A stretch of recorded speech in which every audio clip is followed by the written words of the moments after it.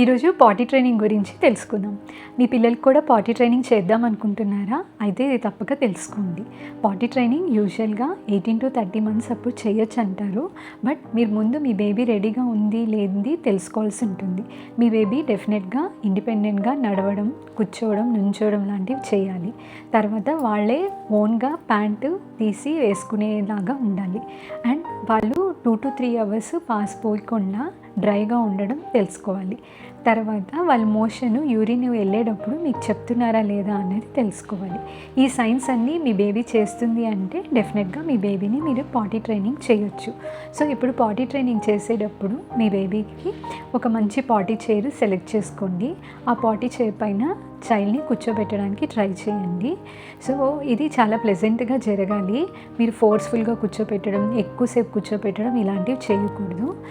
కొన్నిసార్లు ఇలా మనం ట్రైన్ చేసేటప్పుడు యాక్సిడెంట్స్ అవుతాయి. మీరు అలాంటప్పుడు వాళ్ళని తిట్టడం కానీ, కొట్టడం కానీ అలాంటివి చేయకూడదు. వేరే చైల్డ్తో కంపేర్ చేయకూడదు.